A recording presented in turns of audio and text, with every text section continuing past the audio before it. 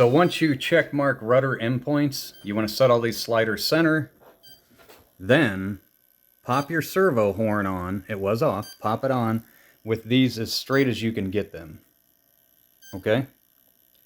So once you've got the servo horn on, then you can come over here and look at the rear of it. And you can see your pitches right here.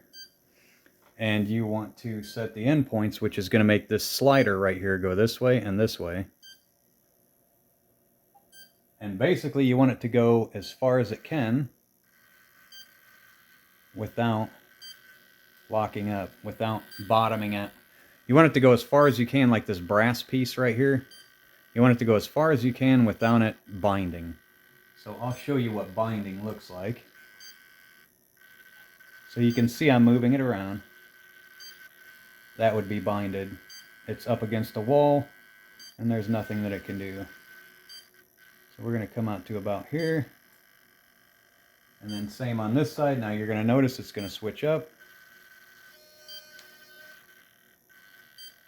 Wow, it was like super bound up. Loosen it a little bit. Put it right there. So perfect. Now we can uncheck that. And we can come back to backup and say save and save the unit. And then now we can see if we go full left rudder, you can see here there's a gap, so it's not hitting the blade grip holder. And then this way, you can see that it's not hitting the black aluminum right here. So now we have as good of authority back and forth as we're going to get. And that's all that we need. So we got the tail done, we got the swash leveled, we got all of our servo horns sorted, nothing's binding. So now we're going to go ahead and put all the screws back in the servo horns, and then put the screws back in these servos. And then we're going to spool it up for the first time. We can go ahead and get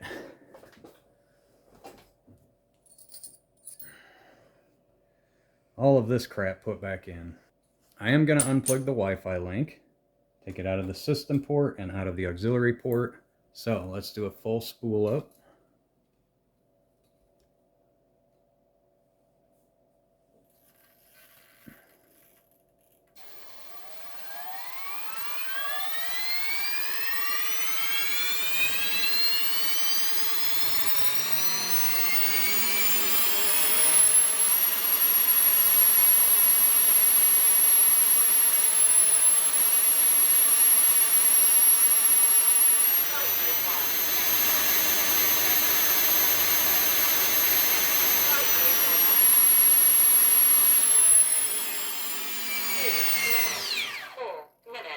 Alright, let's make sure that our throttle hold is working.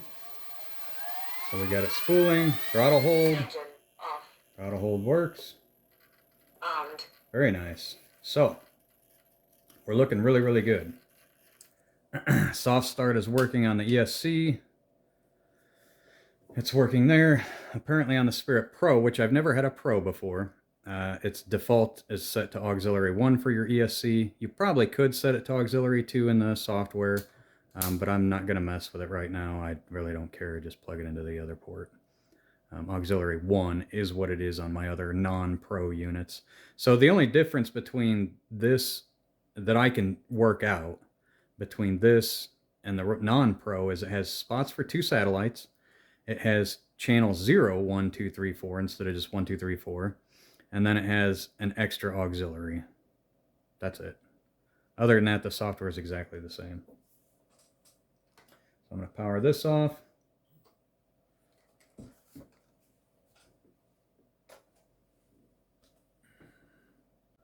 All right, let's get started on the body. We got these on the magnets. The little rubber grommets are on there now. We need to drill out the hole a little bit bigger.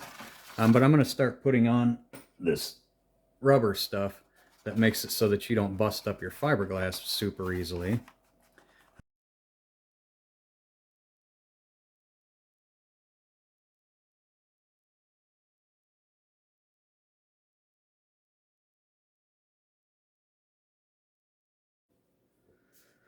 All right, well, the body is kind of dry in there.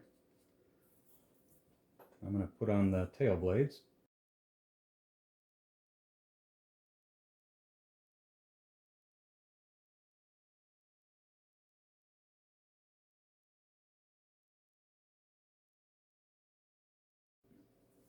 All right, so we got the tail rotor done. It's looking gorgeous. So now that these ends have dried that I put on here, what I do is I pull it back almost all the way to where the glue started, and then I just run a line all the way down.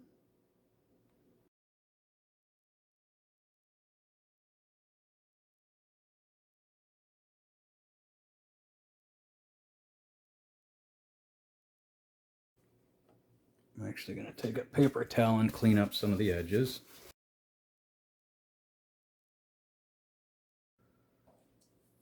Once it's completely dry, I will drill the holes out and get this bird finished. All right, while that's drying, grab the main blades and again, clockwise, right? And so the leading edge of the blade is going to go this way.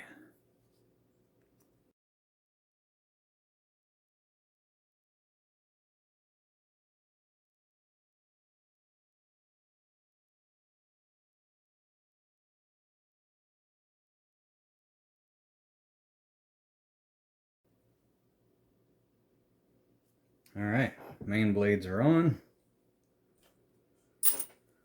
Time to check our pitches.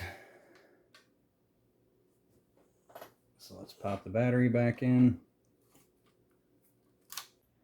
So I did most of my blade tracking off camera because it's just kind of a pain in the ass. So right now, at mid stick, I'm at 0 on this blade, and at full negative 13.3 and full positive 13.6. I am totally good with that. Look, again, this isn't an exact science, just get it close. So what you want to do when you blade track, you don't go outside and put your helicopter in the air and see which blades are going where. Just, number one, that's a horrible way to do it. But number two, it's going to take you forever as well. You're going to have a lot of problems because you can't visually see all the time perfectly. So what you do is you grab your pitch gauge, and one blade at a time, you put the pitch gauge on the blade, and you have your blade sitting exactly, right angled with your helicopter. So this way and then this way. And you put your thing to full negative, and you see what you're at. And then you put it to full positive, and you see what you're at. So say this one was at 16 degrees. That would make this one would probably only be at like 10. Okay? So if you think about it, 10 degrees this way means I'm going to need more pitch. And then 16 degrees this way means I'm going to need less pitch. So if you look at the links, and then you gauge off of that, if my full positive was 16, then that would mean that I need to shorten the length of that link. And if I was to shorten it, then it would do that. And again, if you're looking at it this way, if I was at 16 positive, this is my negative, I was only at 10, then again, that would mean that your link needs to be shorter. So same on this side, the link is too long. If it's at 16, we need to shorten it. Same goes this way. If it was too long to get more pitch, we would need to shorten it. So say we were at 10 and we need more pitch, we would need to shorten the arm and it would give us more pitch negative. So all that you need to do is get your positives and negatives to be as close to each other as possible. So if my full positive is 13.6 and my full negative is 13.4, I'm good. When I go to mid stick, let me get the mid stick here, I'm going to be dead on 0. So 0 pitch at mid stick, which is what you want. So after you get one blade done, again, you do not need to spool the helicopter. After you get one blade done, you take it off and you go to the next blade. And this works no matter if you have 3 blades, 4 blades. It doesn't matter how many blades that your helicopter has. It's the same thing. You go blade by blade. So again, I would go full negative, and I'm at 13.9, 13.8. And if I go full positive, I'm at 13.5. Now, you don't have to worry about these numbers matching the other blade. Okay? That's not as significant as making this blade equal positive and negative. So I'm at 13.9 here, and I'm at 13.5 to 6 here. Now, I've already done this, and I've played with it, and I tried to get it as close as I could. I was unable to. So this is as close as I could get it, within a few minutes anyway. If you sat there and messed with it, maybe you could get it better. But that's okay. This is acceptable. So don't stress yourself out over this kind of stuff. So in that fact, you don't even have to test fly this to know for a fact my blade tracking is going to be gorgeous every single time. That are getting new into helicopters, you're really frustrated with blade tracking, this is a super simple way to do it, and it works every single time. You don't even have to put it in the air. You know that the blades are going to track. So let's get the canopy finished up. The helicopter is doing beautifully. Everything's perfect. As perfect as it gets. I'm super happy with it. No complaints. I'm going to go ahead and just widen these holes with a body reamer. Getting the rubber grommet seated in there. Make sure that I can push this through. It appears that I can, so I'm going to put a couple dabs of CA just like on the other one.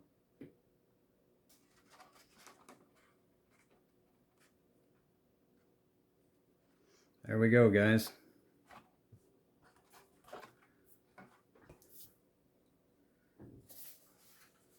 There it is. Right next to the 420. And honestly, they pretty much look the same damn size. I have other videos on how I set my helicopters up. I literally just copied the profile, and that's it. And then I went over to this helicopter and set it all up mechanically. That's it. That's all that I did. I used the exact same profile. So, because that profile already has all my switches set, all that I had to do was go into my Spirit software and you know, change stuff there to make my servos center, to make my pitches right, to make my endpoints correct. That's it. So profile stayed exactly identically the same. Not a single change other than binding to a different receiver. All right, guys. Questions and comments below. This is a big series. I understand there's a lot of information. If you need me to get detailed on something else that's in this video, just let me know. As always,